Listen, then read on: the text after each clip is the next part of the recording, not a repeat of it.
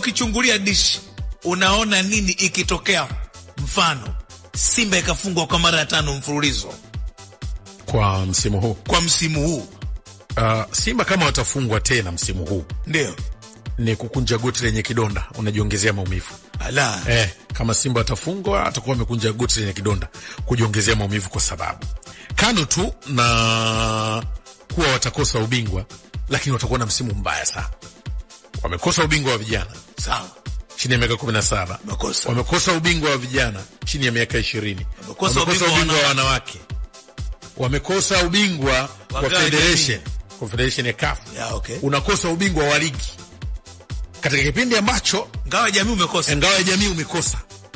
Katika kipindi ambacho mengi yale yanazungumzwa kwamba timu inajengwa, pengine kichaka kikawa hicho kwamba tunajenga timu kweli. Kwa sababu kiuhalisia katika kipindi hiki cha Mohamed Dewji, ndio tunaweza kusema Simba wanatafuna mchele kwa mapengo sasa. Kwa nini? Yanayoelezwa sio yanayoonekana yanatokea. Wewe una taarifa gani bwana? Kwa taarifa ni hiki ninachokuambia, kwa sababu kama unakosa ubingwa wa vijana, ubingwa wa under 20, ubingwa wa wanawake, ubingwa wa ligi, Confederation umeishia nusu. Kwenye ligi huku umekuwa mnyonge sasa, msimu wa 4 utakwenda wa 5 sasa. Tunazungumza maana walikuwa nyuma msimu mingapi? 3 4? Mitatu. Sasa utakwenda wa 4.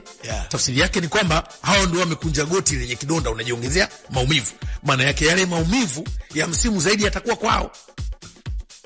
Kwa sababu kwa mazingira. Lakini watakuwa na maumivu zaidi kwa sababu moja.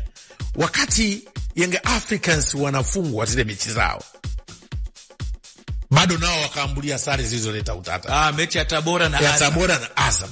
Sasa unakwenda mpaka kwenye ubingwa, maana ukiangalia wewe ndo anafukuzwa na mpaka kapitwa.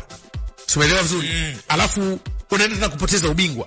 Ni kukunja goti kwenye kidonda. Na ndio maana nikisema wakati mwingine pia inaweza ikawafikirisha watu wa Simba chini ya mwenyekiti wa sasa, ndio wa bodi ya ligi, wa kamati yao, ile bodi yao, maana yake Mohamed Dewji, na mengi ambayo yanaonekana yanafanyika, inaweza kuonekana kama ni sanaa kwa namna nyingine, kwa sababu matatizo ndio yanafanya mtafute kiini cha matatizo.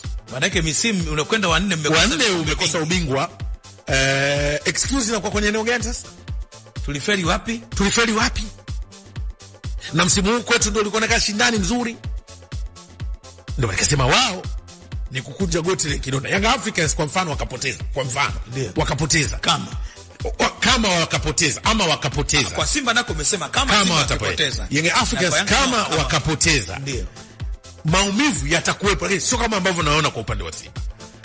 Sababu hawa msimu 4 mfululizo wataangaliana kuanzia uwekezaji wao, mambo wanayoelezana ambayo hayatokei.